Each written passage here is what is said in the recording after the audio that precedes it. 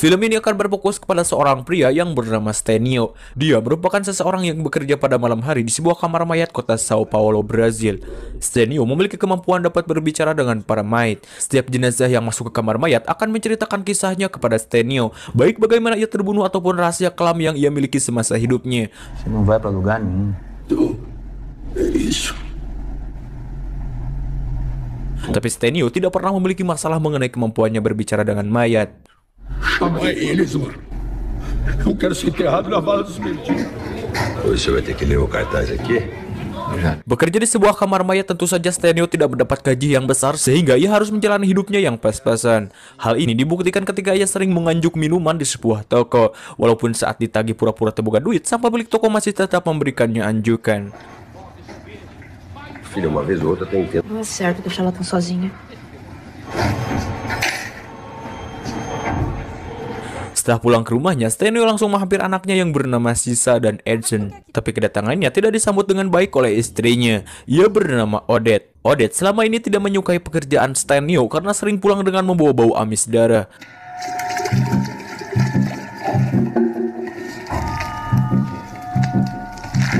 Pada esok harinya, Stenio kembali lagi bekerja dan dia mendapatkan mayat baru. Você veio de onde? Cidade Tiradentes. Como é que é teu nome? Sujo. Sujo?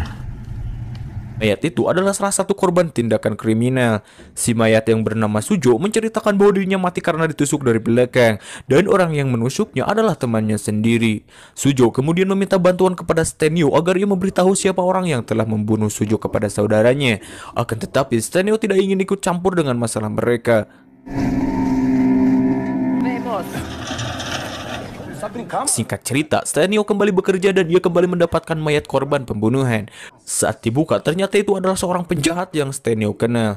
Orang itu memberitahu Stenio bahwa sebelum mati dirinya melihat Odette yang selingkuh dengan James, yaitu seorang pria yang memiliki toko di scene awal tadi. Mendengar hal tersebut, Stenio agak sedikit menaruh curiga kepada istrinya. Tapi hal itu juga harus dibuktikan dengan kedua matanya sendiri.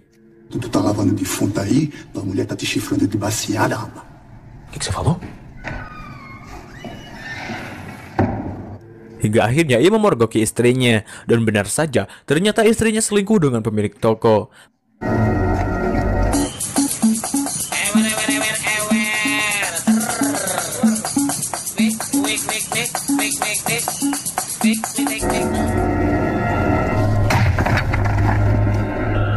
Pada esok harinya, Stenio tidak berbuat apa-apa kepada istrinya, walaupun gerbang iblis dalam dirinya sudah menguap-nguap. Saat ia sedang melihat berita TV, secara kebetulan berita tersebut sedang membicarakan kematian Sujo, dan di sana juga diperlihatkan saudara Sujo yang sebelumnya pernah Sujo katakan. Dari sinilah Stenio akhirnya membukakan gerbang iblis dalam dirinya, mengingat perkataan Sujo bahwa saudaranya yang bernama Jonas akan membantu membalaskan dendam atas kematian Sujo. Lantas Stenio pun pergi mendatangi Jonas, tujuannya agar si Jonas membalaskan dendam kematian saudaranya. Akan tetapi Stenio memanipulasi pelaku sebenarnya, dan dia malah menuduh James sebagai orang yang telah membunuh Sujo. Selain itu, Stenio memperkuat manipulasinya dengan mengatakan kisah masa lalu Jonas dan Sujo. Dari hal itulah Jonas mempercayai perkataan Stenio. Me chama Jaime. Fazer o que você e o Sujo fizeram pra defender. E é bom você saber que quem me engana não fica vivo, hein? Com todo respeito. Scene berganti pada malam hari, dan si Odette tenang arahnya dengan si James.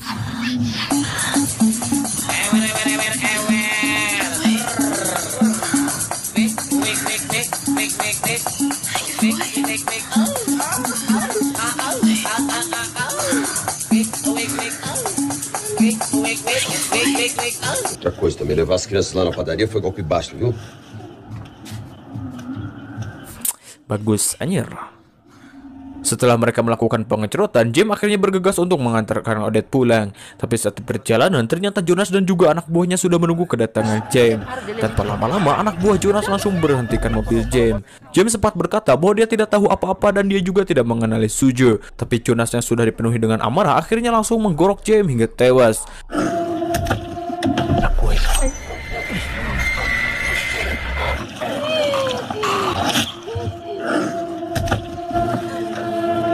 Odette yang melihat itu, ia pun langsung mencaci Jonas dan anak buahnya. Hingga akhirnya Odette juga harus dibunuh oleh mereka.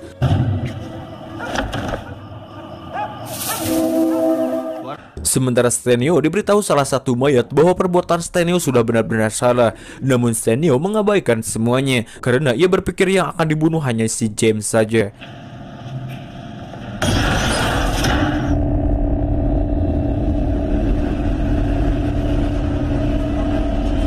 Pada saat pulang ke rumahnya, ia mendapati Odette yang sudah tewas dibunuh. Ia tidak menyangka bahwa Jonas juga akan membunuh istrinya.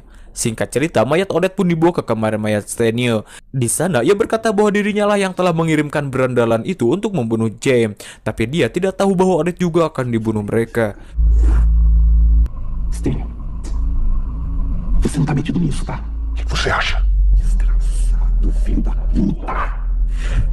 Mengetahui bahwa dalang dibalik ini semua adalah Stenio, Odette pun berkata bahwa dia tidak akan memaafkannya. Tapi Odette dengan santunya, Stenio memasukkan cincin nikahnya dan berkata bahwa ia telah memaafkan Odette. Mas eu te perdoo.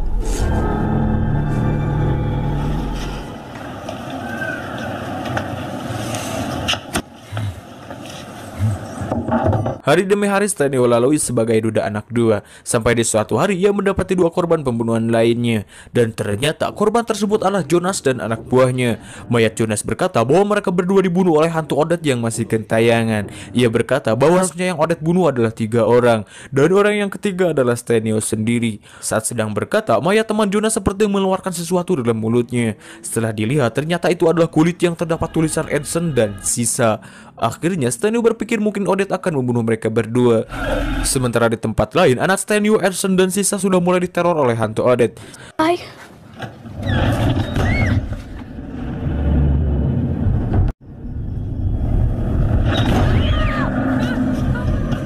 Esok harinya, Stenio pulang ke rumahnya dan dia mendapati Laras yang sedang dalam rumahnya. Laras ini adalah salah satu karyawan toko James sebelumnya. Si Laras ke sana karena ia merasa kasihan kepada Stenio dan akan merawat kedua anak Stenio. Singkat cerita, Stenio kembali bekerja. Di sana, ia mendapati banyak sekali mayat dari korban longsor. Karena saking banyaknya membuat pekerjaannya tidak beres dengan cepat. Selain itu, pikirannya mulai agak kacau setelah mendapat kabar bahwa hantu istrinya akan mengancamnya. Dan dari sinilah ia mulai diteror habis-habisan oleh hantu istrinya. Tak menunggu lama setelah Stenio selesai dari pekerjaannya, ia pun terlelap tidur. Dan saat ia sadar, dirinya tiba-tiba sudah ada dalam kotak pendingin mayat.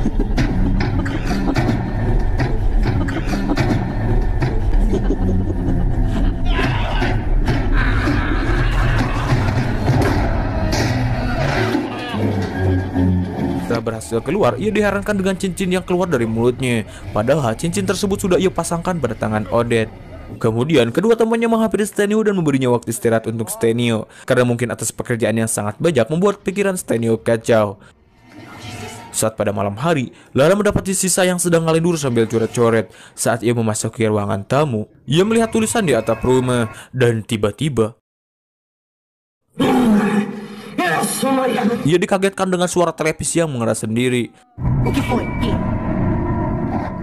Scene berpindah pada Stenio yang membersihkan potongan mayat korban. Tapi mereka diherankan dengan tubuh korban yang kehilangan bagian tulang belakangnya. Stenio berkata bahwa mayat ini datang dengan keadaan masih utuh, alias tulang belakangnya masih ada. Hingga akhirnya Stenio lah yang bertanggung jawab atas kehilangan tulang ini. Dan dia ditugaskan untuk menemukan tulang tersebut. Saat esok paginya, ia diberitahu Lara tentang sisa yang mencoret-coret atap rumah. Tapi Stenio keheranan bagaimana bisa mungkin anak sekecil itu bisa mencapai atap rumah. Stenio berpikir mungkin Odette sudah mulai menghantui anak mereka. Kemudian Stenio membuang cincin yang pernah dipakaikan ke jari Odette. Tapi dengan diam-diam sisa menyaksikan Stenio membuang cincin itu. Scene kemudian berlanjut kepada Stenio yang sedang mengunjungi pemakaman. Stenio meminta kuncian makam untuk memberikannya izin agar ia dapat memeriksa kuburan Odette dan memeriksa tubuhnya. Karena ia tampak aneh dengan cincin yang pernah ia pakaikan ke jari Odette. Dan mungkin ia beranggapan ada orang yang memindahkan cincin tersebut. Mendapatkan alasan yang jelas, akhirnya sang kuncen mengizinkan Stenio untuk membongkar kuburan istrinya. Pada malam harinya, sisa mengambil kembali cincin yang dibuang Stenio. Sementara di tempat lain, Stenio sedang mencari kebenaran dengan membongkar kuburan istrinya. Saat ia melihat tangan Odette, dan benar saja, cincin itu sudah ada di sana. Kemudian Stenio mengakui kesalahannya, dan ia berkata bahwa dia sudah berbuat terlalu jauh, dan kedua anaknya tidak pantas menerima getah ini. Você quer perdão? Se faz pra te perdoar. O que sobrou de mim pede perdão. Stenio di sana memohon ampunan kepada jasad istrinya, tapi tiba-tiba istrinya menjawab bahwa dirinya tidak akan mengampuni perbuatan Stenio. Saat ia akan pergi keluar kuburan, tiba-tiba saja ia dipukul oleh seseorang yang misterius, dan orang itu mengubur Stenio hidup-hidup. Kemudian Stenio bangkit lagi dari kuburan itu dan ia berusaha untuk pergi dari kuburan. Tapi keadaannya yang lemah membuat ia pingsan. Tapi bagusnya ia ditemukan oleh petugas patroli sana. Akhirnya Stenio dibawa ke rumah sakit untuk perawatan. Setelah itu ia pun dibawa kembali ke rumahnya. Saat ia pulang, terlihat si Edson sedikit marah kepada Stenio. Edson menganggap bahwa ayahnya sudah melakukan kejahatan karena ia diantarkan oleh polisi. Saat Stenio akan menjelaskan semuanya, tiba-tiba Edson terpental jauh, sehingga membuat Lara beranggapan bahwa Stenio telah menyuntrungkan anaknya. Stenio pun keheranan dengan kejadian tadi, padahal ia sama sekali tidak menyentuh Edson. Kemudian Stenio berencana untuk mengadakan pesta ulang tahun Edson. Tujuannya agar mereka berdua bisa melupakan kejadian yang sudah terjadi. Singkat cerita, pesta itu pun digelar. Di sana ia mengundang tetangga dan rekan kerjanya. Lalu Stenio akan memberikan kado hadiah kepada Edson. Saat Edson membuka kado tersebut, mereka semua dikagetkan dengan isi kado itu. Ternyata isi kado itu adalah tulang belakang yang hilang di tubuh mayat korban sebelumnya. Dan dari kejadian itu Stenio dituduh mencuri tulang belakang mayat. Tentu saja membuat pikiran Stenio semakin kacau.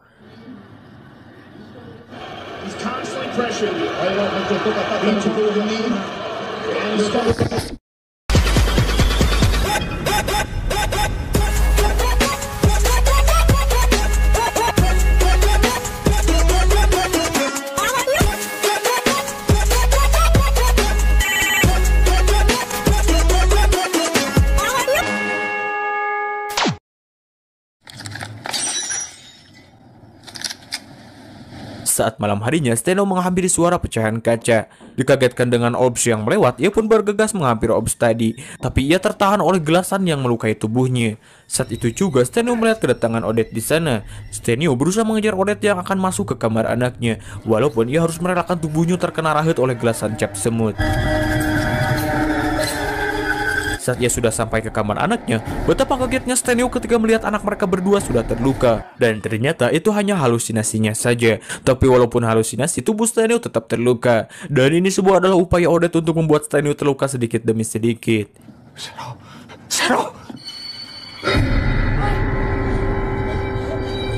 Singkat cerita, Stenio kembali lagi bekerja di kamar mayat itu. Saat malam itu, ia dibisiki oleh suara yang memanggilnya.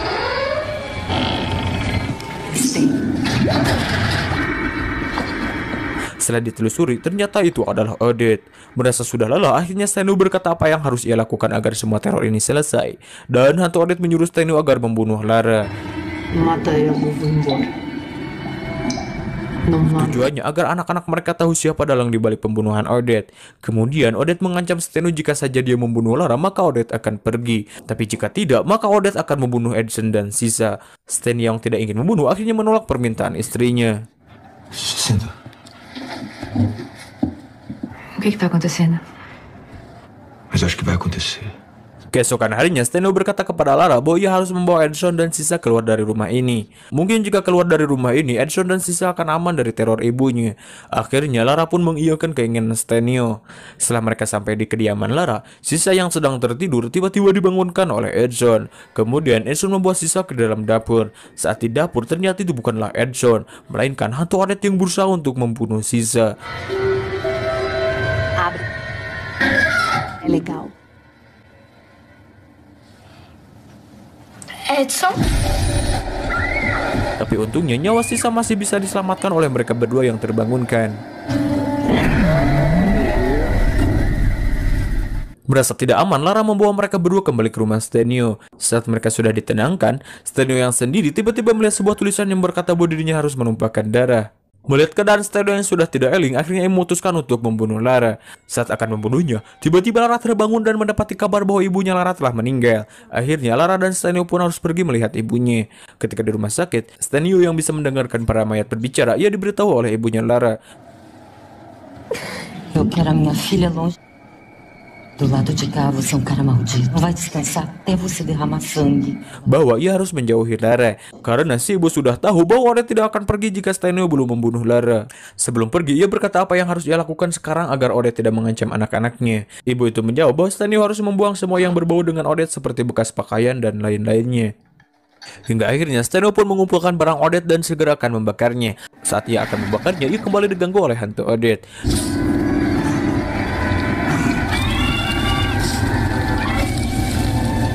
Malam hari pun berlalu. Saat Lara di rumah Stenio, ia membereskan barang-barang yang berantakan. Di sana ia melihat cincin yang pernah dibuang oleh Stenio. Kemudian Lara mengambil cincin itu. Dan dari sini bagaimana Odette akan mengambil alih tubuh Lara. Saat Stenio sudah pulang ke rumah, ia tidak melihat Lara di rumahnya. Cadê a Lara? Cadê a Lara? Ela não tá no seu quarto. A Lara foi embora, pai. Lalu Stenio kembali kerja seperti biasa. Tapi saat itu Stenio ditelepon oleh Lara dan sepertinya Lara meminta bantuan kepadanya. Setelah pulang ternyata Lara sedang menonton. Lara yang sudah gak kuat, ia pun mengajak Stenio untuk mantap-mantap.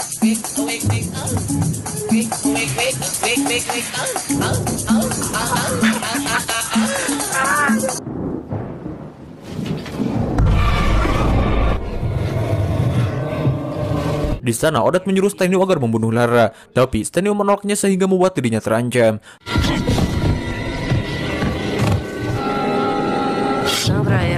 Tapi untungnya Stenio berhasil diselamatkan oleh kedua anaknya. Lantas mereka pun menancapkan tangan Lara ke pintu agar si Lara tidak mengejarnya. Namun sayang seribu sayang, pintu rumah terkunci dan kunci pintu tersebut berada di dekat Lara. Tidak ada pilihan lain, akhirnya Stenio dan anaknya pergi ke ruangan gudang. Tapi Odette berhasil mengetahui keberadaannya.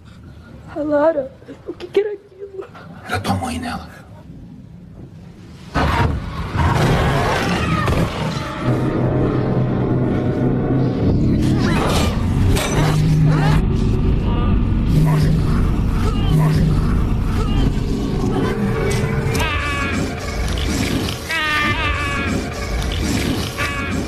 Melihat Lara memakai cincin tersebut, akhirnya Stenio melepaskan cincin itu dengan paksa. Dan Odette pun berhasil keluar dari tubuh Lara.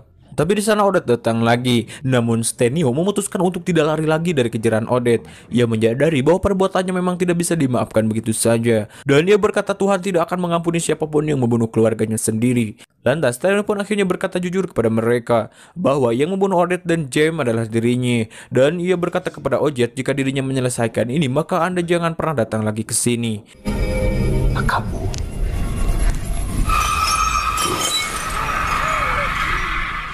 Di akhir film, Stenio pergi bersama mayat-mayat yang ada hubungannya dengan kematian istrinya. Dan mau tidak mau, Stenio harus mati bersama mereka.